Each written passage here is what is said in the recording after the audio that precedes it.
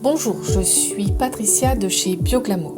Aujourd'hui, nous vous proposons ce podcast communément appelé fichier audio sur un sujet booster. Le meilleur est à venir dans nos soins. Alors, il faut tirer enseignement de ce qui s'est passé ces derniers mois pour mieux préparer l'avenir. Nous allons aborder 3 points: prendre du recul, prendre le temps de se poser et prendre le temps de préparer l'avenir. 3 axes très importants donc pour développer l'avenir. Prendre du recul, c'est se poser les bonnes questions. Est-ce que l'on aime ce que l'on fait? Est-ce que l'on aime tous les soins que l'on présente? Est-ce que tous les soins sont rentables? Est-ce que les clientes sont satisfaites par nos soins? Est-ce que nous-mêmes sommes satisfaits de notre travail?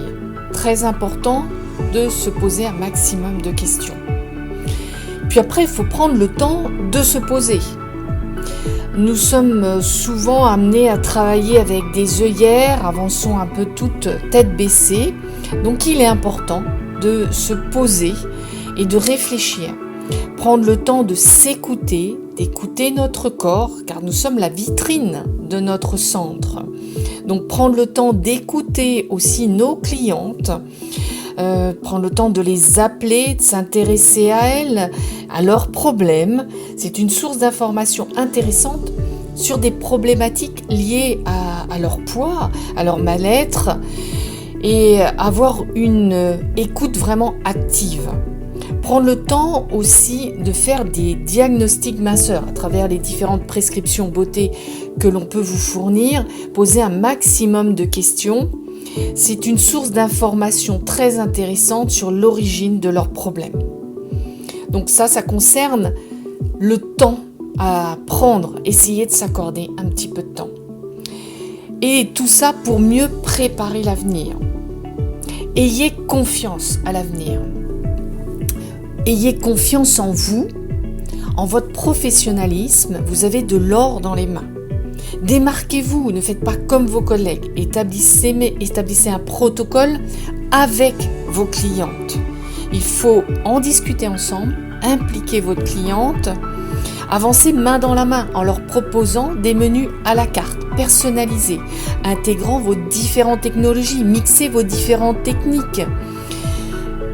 Et important, leur faire comprendre que vous êtes liés et qu'il faut apporter un peu d'activité sportive et faire attention à son alimentation.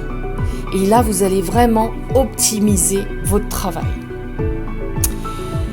Ayez aussi à l'esprit que la communication dans votre centre doit être faite régulièrement avec des moyens faciles, à moindre coût. Par exemple, le parrainage. Demandez à vos différentes clientes, si elles sont satisfaites, de vous ramener une nouvelle cliente et offrez-leur une séance de leur choix. Faire connaître vos différentes prestations. Établissez un planning de communication sur l'année avec vos différentes promotions en fonction de la saison. Par exemple, de l'enveloppement boue infrarouge durant la période tristoun hivernale, du drainage lymphatique avec du gel froid sur les périodes un peu plus chaudes, des soins d'électrostimulation anti-âge au moment de Noël. Bref, il y a une multitude de possibilités de soins que vous pouvez mettre en place tout le long de l'année et ainsi faire connaître vos différentes prestations. Vous avez différents moyens de communication aussi sur les différents réseaux sociaux. De plus en plus, cela a pris de l'ampleur. Facebook, Instagram, Twitter, les différents textos. N'hésitez pas aussi à faire appel à Chloé de chez Bioglamour qui peut vous aider gratuitement pour monter vos différents visuels en y intégrant vos coordonnées, la promotion, la durée. Donc n'hésitez pas à faire appel à nous si vous avez besoin de cette mise en place. Et partagez aussi vos résultats, votre travail, montrez votre travail avec des photos avant-après, des films de votre centre. C'est très parlant. Les images restent inscrites plus facilement que du texte.